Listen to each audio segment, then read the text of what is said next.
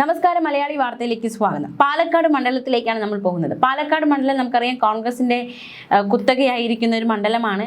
അവിടെ BJPക്ക് 2ാം സ്ഥാനമുണ്ട്. അങ്ങനെയെങ്കിൽ ഇപ്രാവശ്യം ആര് പാലക്കാട് നേടും, ആര് വാഴും വീഴും എന്നതൊക്കെ ഒരു ചോദ്യമായി തന്നെ നിൽക്കുകയാണ്.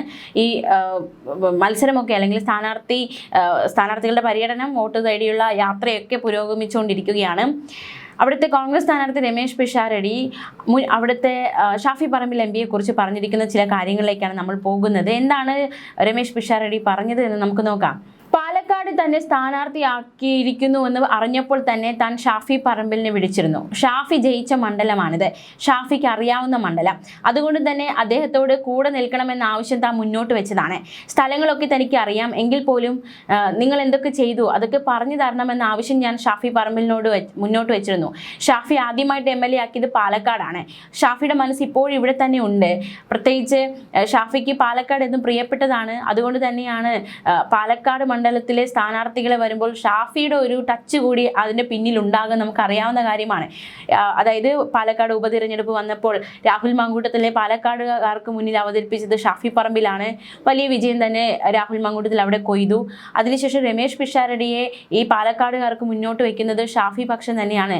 ഷാഫിയുടെ ഒരു ഏകകണ്ഠമായി എടുത്ത തീരുമാനമാണെന്ന് പറയുമ്പോൾ പോലും ഷാഫിയാണ് അത് മുന്നോട്ട് വെച്ചത്. രമേശിൻ്റെ പേര് എന്നത് ഒരു അടക്കം പറച്ചിലുണ്ട്. അപ്പോൾ തീർച്ചയായിട്ടും രമേശ് പിഷാരടി ഷാഫി പറമ്പിലിനെ കുറിച്ച് പറയുന്നത് ഷാഫിയുടെ മനസ്സ് ഇപ്പോഴും പാലക്കാടുണ്ട്. പ്രത്യേകിച്ച് സ്ഥാനാർത്ഥി രാഹുൽ മാങ്കൂട്ടത്തിൽ മത്സരിക്കാനാകില്ല, ഇനി ആര് മത്സരിക്കും, ഇവിടെ അത്തരത്തിലുള്ള സ്ഥാനാർത്ഥികൾ ആരൊക്കെയായിരിക്കും എന്ന ചോദ്യത്തിന് ഷാഫി പറമ്പിലിന്റെ പേരടക്കം ഉയർന്നു കേട്ട ഒരു മണ്ഡലമാണ് പാലക്കാട് മണ്ഡലം. പക്ഷെ അവിടേക്ക് രമേശ് പിഷാരടി എത്തുകയായിരുന്നു. എന്നാലും രമേശ് പിഷാരടിക്കൊപ്പം താൻ ഉണ്ടാകുമെന്നാണ് ഷാഫി പറമ്പിൽ ഉറപ്പ് നൽകിയിരിക്കുന്നത്. മാത്രമല്ല, നേരത്തെ ഷാഫി പ്രതികരിച്ചിരുന്നു, പാലക്കാട് നിന്നും ഒരു കോൺഗ്രസ് MLA ഉണ്ടാകുമുടൻ രമേശ് പിഷാരടി പാലക്കാടിന്റെ MLA ആകും എന്ന് നേരത്തെ ഷാഫി പറമ്പിൽ പറഞ്ഞിരുന്നു. എന്തായാലും ഷാഫി തനിക്കൊപ്പം ഉണ്ടാകും എന്ന് തന്നെ തനിക്ക് ഉറപ്പ് നൽകിയെന്നാണ് പാലക്കാട് കോൺഗ്രസ് സ്ഥാനാർത്ഥി രമേശ് പിഷാരടിയുടെ പ്രതികരണം. എന്തായാലും പ്രചാരണമൊക്കെ പൊടിപൊടിക്കുകയാണ്. UDF സ്ഥാനാർത്ഥികൾക്ക് വേണ്ടി ഷാഫി പറമ്പിലും പ്രചാരണ രംഗത്തൊക്കെ സജീവമാണ്. കഴിഞ്ഞ ദിവസമൊക്കെ അദ്ദേഹം കോഴിക്കോട് എത്തിയിരുന്നു, അത് പാലക്കാട് എത്തിയിരുന്നു. പാലക്കാട് പ്രചാരണ പരിപാടികൾ പങ്കെടുത്തു. കോഴിക്കോട് ഇത്തവണ എണ്ണിക്കോളൂ എന്ന് പറഞ്ഞ് അദ്ദേഹം കോഴിക്കോട് പ്രചാരണ പരിപാടികൾ പങ്കെടുക്കുന്നതൊക്കെ റീലുകളായി പങ്കുവച്ചിരുന്നു. എന്തായാലും പ്രചാരണമൊക്കെ പൊടിപൊടിക്കുകയാണ്. ഇനി രമേശ് പിഷാരടി, അതായത് പാലക്കാട് UDF സ്ഥാനാർത്ഥി അവിടുത്തെ മുൻ MLA രാഹുൽ മാങ്കൂട്ടത്തിനെ കുറിച്ചും ജനങ്ങളുടെ ഒരു പ്രതികരണം എങ്ങനെയുണ്ട് എന്നതിനെക്കുറിച്ചുമൊക്കെ മാധ്യമങ്ങളോട് പ്രതികരിച്ചിരിക്കുകയാണ്. അതും കൂടി നമുക്ക് വിശദമായി നോക്കാം. മുൻഗാമികൾ തുടങ്ങി വെച്ച നല്ല കാര്യങ്ങൾ തുടരുമെന്നും ഇവിടുത്തെ മത്സരം BJPയും UDFും തമ്മിലാണെന്നും വളരെ ആത്മവിശ്വാസമുണ്ട് താൻ എന്നാണ് രമേശ് പിഷാരടിയുടെ പ്രതികരണം. ഈ പ്രചാരണ സമയത്ത് ഏറ്റവും കൂടുതൽ ജനങ്ങൾക്ക് ചോദിക്കാനുണ്ട്. അവർ ചോദിക്കും സ്ഥാനാർത്ഥികളോട് പല കാര്യങ്ങളും. പാലക്കാടിനെ സംബന്ധിച്ച് അവിടുത്തെ ഏറ്റവും വലിയ വിവാദം രാഹുൽ മാങ്കൂട്ടത്തിൽ MLAയുടെ ലൈംഗിക ആരോപണ പീഡന കേസുകളാണ്. അപ്പോൾ ഇതുമായി ബന്ധപ്പെട്ടുള്ള ചോദ്യങ്ങൾ രമേശ് പിഷാരടിക്ക് നേരെ ഉണ്ടായോ എന്ന് മാധ്യമങ്ങൾ രമേശിനോട് ചോദിക്കുന്നു. അതിന് അദ്ദേഹം നൽകിയ മറുപടി ഇപ്രകാരമാണ്: പ്രചാരണത്തിന് പോയപ്പോൾ രാഹുലിനെ കുറിച്ച് നിലവിൽ ഇതുവരെയും ആരും ഒരു ചോദ്യങ്ങളും തന്നോട് ചോദിച്ചിട്ടില്ല. ആ ചോദ്യം താൻ പ്രതീക്ഷിച്ചതാണ്. മുൻ MLA പറ്റി, താനൊരു കോൺഗ്രസ്സുകാരനാണ്, മുൻ MLAയും കോൺഗ്രസ്സുകാരനാണ്. അപ്പോൾ പാർട്ടി പ്രവർത്തകനായ ഒരു MLA ഇത്തരത്തിൽ ആരോപണങ്ങളിൽ പെടുമ്പോൾ അതിനുശേഷം വരുന്ന ഒരു വ്യക്തിയോട് അത്തരത്തിലുള്ള ചോദ്യങ്ങൾ ഉണ്ടാകാനുള്ള സാധ്യതയുണ്ട്. അത്തരത്തിലുള്ള ചോദ്യം താൻ പ്രതീക്ഷിച്ചതുമാണ്. പക്ഷേ രാഹുലിനെ കുറിച്ച് ആരും ഒരു ചോദ്യവും അല്ലെങ്കിൽ ഒന്നും തന്നോട് ചോദിച്ചിട്ടില്ല. പ്രചാരണത്തിന് രാവിലെ മുതൽ വൈകുന്നേരം വരെ താൻ പോകുന്നുണ്ട്, എത്രയോ ആളുകളെ കാണുന്നുണ്ട്. പക്ഷെ അവരാരും രാഹുലിനെ കുറിച്ച് തന്നോട് ഇതുവരെ ചോദിച്ചിട്ടില്ല. ഇവിടെ വരുന്നതിന് മുന്നേ താൻ രാഹുൽ മാങ്കൂട്ടത്തിനെ വിളിച്ച് സംസാരിച്ചിരുന്നു. അപ്പോഴാണ് രാഹുൽ തന്നോട് പറഞ്ഞത് 20ഓളം വീട് വെച്ച് കൊടുക്കുന്ന ഒരു പരിപാടി താൻ തുടങ്ങിയിരുന്നു. അതിൽ 3 വീടുകൾ താൻ നൽകിയിട്ടുണ്ട്, 12ഓളം വീടുകൾ പൂർത്തീകരിച്ചിട്ടുണ്ട്, ഇനിയും വീടുകൾ പൂർത്തീകരിക്കേണ്ടതായിട്ടുണ്ട്, വീടുകൾ നൽകേണ്ടതായിട്ടുണ്ട്. ആ പരിപാടി തുടരണം എന്നായിരുന്നു രാഹുൽ തന്നോട് പറഞ്ഞത്. എന്തായാലും താൻ മറുപടി നൽകി. ഉറപ്പായിട്ടും താൻ ജയിച്ചു വരുമ്പോൾ ആ പദ്ധതി തുടരുമെന്ന് രമേശ് പിഷാരടി രാഹുൽ മാങ്കൂട്ടത്തിന് ഉറപ്പ് നൽകിയിരിക്കുകയാണ്. രാഹുൽ അവസാന ദിവസങ്ങളിൽ രമേശ് പിഷാരടിക്ക് വേണ്ടി പ്രചാരണത്തിന് എത്തുമോ എന്ന ചോദ്യം ഉയർന്നു. അത് തനിക്ക് അറിയില്ല എന്നായിരുന്നു രമേശിന്റെ മറുപടി. രാഹുലിന്റെ ലൈംഗിക ആരോപണത്തെ കുറിച്ചുള്ള ചോദ്യങ്ങൾ രമേശിനോട് ചോദിക്കുമെന്ന് പ്രതീക്ഷിച്ചിരുന്നോ എന്ന ചോദ്യത്തിന് അത് തന്നോട് ചോദിക്കേണ്ട ചോദ്യമല്ല. ആരും ആരുടെയും പിൻഗാമിയല്ല. ജനാധിപത്യ വ്യവസ്ഥയാണ് ഈ തിരഞ്ഞെടുപ്പ്. അപ്പോൾ അവിടെ ആരും ആരുടെയും പിൻഗാമിയായിട്ടല്ല, അല്ലെങ്കിൽ രാഹുലിൻ്റെ പിൻഗാമിയായിട്ടല്ല താൻ വന്നിരിക്കുന്നത്, അല്ലെങ്കിൽ ഉമ്മൻചാണ്ടിക്ക് ഇന്ന ഒരാൾ പിൻഗാമിയാണെന്ന് പറയാൻ അവകാശപ്പെടാനില്ല. ആരും ആരുടെ പിൻഗാമിയായിട്ടല്ല. ഇതൊരു ജനാധിപത്യ പ്രക്രിയയാണ്. ആ പ്രക്രിയയിൽ നടക്കുന്ന കാര്യങ്ങളാണിത്. അത് മറ്റൊരാളുടെ പിൻഗാമി എന്ന് വിശേഷിപ്പിക്കുന്നത് ശരിയല്ല എന്നാണ് രമേശ് പിഷാരടി പറഞ്ഞിരിക്കുന്നത്. മാത്രമല്ല BJP UDF തമ്മിലാണ് പാലക്കാട്ട് മത്സരം നടക്കുന്നത്. ത്രികോണ മത്സരമില്ല.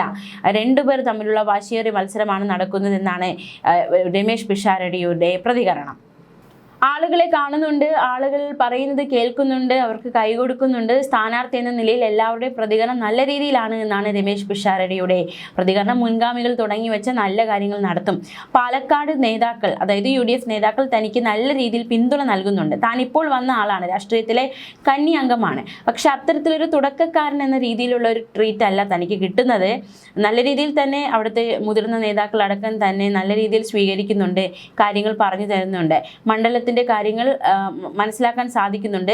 മണ്ഡലം തനിക്ക് അപരിചിതമായിട്ടുള്ള സ്ഥലമല്ല, താൻ വന്നു പോയിട്ടുള്ള കുട്ടിക്കാലത്തൊക്കെ ചെലവഴിച്ചിട്ടുള്ള ഇടമാണ്. പക്ഷേ ഒരു മത്സരത്തിനിറങ്ങുമ്പോൾ തീർച്ചയായിട്ടും ഈ മണ്ഡലത്തിൻ്റെ കാര്യങ്ങളൊക്കെ അറിയേണ്ടതായിട്ടുണ്ട്. തനിക്കെതിരെ എളുപ്പത്തിൽ ഉപയോഗിക്കാവുന്ന ഒരു ആരോപണമാണ് താനൊരു സിനിമാ നടൻ എന്നത്. അത്തരത്തിലൊരു ആരോപണം ഉന്നയിച്ച് തന്നെ വലിയ രീതിയിൽ തനിക്കെതിരെ അതൊരു ആയുധമാക്കി പ്രചരിക്കുന്നുണ്ട്. ഇവിടെ വക്കീലന്മാർ, ഡോക്ടർമാർ, അല്ലെങ്കിൽ അത്തരത്തിലുള്ള വ്യക്തികളൊക്കെ രാഷ്ട്രീയത്തിലേക്ക് വരുന്നുണ്ട്, അവർ മത്സരിക്കുന്നുണ്ട്, വിജയം നേടുന്നുണ്ട്. പിന്നെ എന്തുകൊണ്ട് സിനിമാ നടന് മത്സരിച്ചുകൂടാ? സിനിമ മേഖലയിൽ നിന്ന് ഒരു വ്യക്തിക്ക് ഒരു പാർട്ടിയിലേക്ക് വന്ന് മത്സരിച്ചുകൂടാ എന്ന ചോദ്യമാണ് രമേശ് പിഷാരടി ചോദിക്കുന്നത്. കോൺഗ്രസ്സുകാരൻ എന്ന് പറയുന്നത് തന്നെ അഭിമാനമാണ്. പാർട്ടിയുടെ മോശം സമയത്ത് പാർട്ടിക്കൊപ്പം നിന്ന ആളാണ് താൻ. ഇങ്ങോട്ട് വിളിച്ച് പ്രചാരണത്തിന് വരാമെന്ന് സിനിമയിൽ നിന്ന് തന്നെ പലരും പറയുന്നുണ്ട്. താൻ എപ്പോഴും പറയാറുള്ളത് പോലെ തനിക്ക് വേണ്ടി പ്രചാരണത്തിന് വന്ന് അവരുടെ രാഷ്ട്രീയ നിലപാട് ഉറക്കെ പറഞ്ഞുകൊണ്ട് അവരെ ഒരു സൈബർ ആക്രമണത്തിലേക്ക് തള്ളിവിടാൻ താൻ ആഗ്രഹിക്കുന്നില്ല. അതുകൊണ്ട് തന്നെ പലരോടും താൻ വരണ്ട എന്ന് പറഞ്ഞിട്ടുണ്ട്. ധൈര്യസമേതം പാർട്ടി നിലപാട് പറഞ്ഞ വ്യക്തിയാണ് താനെന്ന് പലരും തൻ്റെ മുഖത്ത് നോക്കി പറഞ്ഞിട്ടുണ്ട്. അതായത് രമേശ് പിഷാരടി, നിങ്ങളൊരു കോൺഗ്രസ്സുകാരനാണ്, നിങ്ങൾ തുറന്നു പറഞ്ഞല്ലോ, അത് വലിയ അഭിനന്ദനീയമായ കാര്യമാണ്, വളരെ ധൈര്യമുള്ളവർക്ക് അത് സാധിക്കൂ എന്നതടക്കമുള്ള ഒരു പ്രതികരണം നടത്തുന്നവരുണ്ട്. പക്ഷേ ആ പ്രതികരണം കേൾക്കുമ്പോൾ അക്ഷരാർത്ഥത്തിൽ താൻ നടുങ്ങുകയാണ്. കാരണം ഇതൊരു ജനാധിപത്യ രാജ്യമാണ്. ഇവിടെ നമുക്ക് നമ്മുടെ രാഷ്ട്രീയം തുറന്നു പറയുന്നതിൽ എന്തിനാണ് ധൈര്യം, അല്ലെങ്കിൽ തുറന്നു പറയാതിരിക്കാൻ ധൈര്യക്കേട്, തുറന്നു പറയുന്ന ധൈര്യമാണ് എന്ന് പറയുന്നതിൻ്റെ ആവശ്യം എന്താണ്? നമ്മൾ ജനാധിപത്യ രാജ്യത്താണ്, നമുക്ക് രാഷ്ട്രീയ നിലപാടുകളുണ്ട്. അത് തുറന്നു പറഞ്ഞാൽ പിന്നെ സംഭവിക്കാവുന്ന കുറേ ഭവിഷ്യത്തുകളുണ്ട്. ആ ഒരു സ്ഥിതിക്കൊരു മാറ്റം ഉണ്ടാകണം. നമ്മുടെ പാർട്ടി ഏതാണെങ്കിലും നമ്മുടെ രാഷ്ട്രീയം എന്താണെന്ന് തുറന്നു പറയാൻ നമുക്ക് സാധിക്കണം. ഇപ്പോഴും വോട്ട് വരെ ഒളിച്ചു ചെയ്യുന്നവരാണ് നമ്മൾ. നമുക്കറിയാം, വോട്ടിന് അത്രയും മറച്ച് ആണ് വോട്ട് ചെയ്യുന്നത്. അപ്പോൾ അത്രയും ഒരു രഹസ്യാത്മകത സൂക്ഷിക്കുന്നുണ്ട് ഓരോ വ്യക്തികളുടെ. പൊളിറ്റിക്സ് എന്താണ്, അതിനൊരു രഹസ്യാത്മകതയുണ്ട്. ഈ നാട്ടിൽ നമ്മൾ ജനാധിപത്യ രാജ്യത്ത് ജീവിക്കുമ്പോൾ നമ്മുടെ രാഷ്ട്രീയം ഇതാണ്, അല്ലെങ്കിൽ ഞാൻ ഇന്ന പാർട്ടിയിലാണ് വിശ്വസിക്കുന്നത്, ഇന്ന പാർട്ടിയിലുള്ള വ്യക്തിയാണ്, ഇന്ന പാർട്ടിക്ക് താൻ വോട്ട് നൽകൂ, ഇന്ന പാർട്ടിയുടെ കാഴ്ചപ്പാട് അല്ലെങ്കിൽ ആദർശങ്ങളിലാണ് തനിക്ക് വിശ്വാസമുള്ളത്, ആ പാർട്ടിയുടെ ആദർശങ്ങളാണ് താൻ പിന്തുടരുന്നത് എന്നൊരു പൗരൻ ഉറക്കെ പ്രഖ്യാപിക്കാൻ കഴിയണം. പ്രത്യേകിച്ച് ഈ സിനിമാ മേഖലകളിൽ സിനിമാ താരങ്ങൾ അവരുടെ രാഷ്ട്രീയമൊക്കെ ഉറക്കെ പ്രഖ്യാപിച്ചു കഴിഞ്ഞാൽ പിന്നെ ഓപ്പോസിറ്റ് നിൽക്കുന്ന പാർട്ടിക്കാർ, അല്ലെങ്കിൽ ഓപ്പോസിറ്റ് നിൽക്കുന്ന രാഷ്ട്രീയത്തിലുള്ള വ്യക്തികൾ ആ വ്യക്തിയെ പിന്നെ സൈബർ ആക്രമണം ചെയ്യുന്ന, വ്യക്തിഹത്യ ചെയ്യുന്ന, അല്ലെങ്കിൽ ആക്ഷേപിക്കുന്ന, അല്ലെങ്കിൽ വലിയ രീതിയിൽ വിമർശിക്കുന്ന കാഴ്ചയൊക്കെ പതിവ് കാഴ്ചയാണ്. ഇതിനൊക്കെ ഒരു മാറ്റം വരണം എന്നൊരു നിലപാടാണ് രമേശ് പിഷാരടി മുന്നോട്ട് വെച്ചിരിക്കുന്നത്. എന്തായാലും പോര് മുറുകുകയാണ്. സ്ഥാനാർത്ഥികളും ഒട്ടും പിന്നിലല്ല. വാക്പോര്. ന്യൂസ് ഡെസ്ക് മലയാളി വാർത്ത.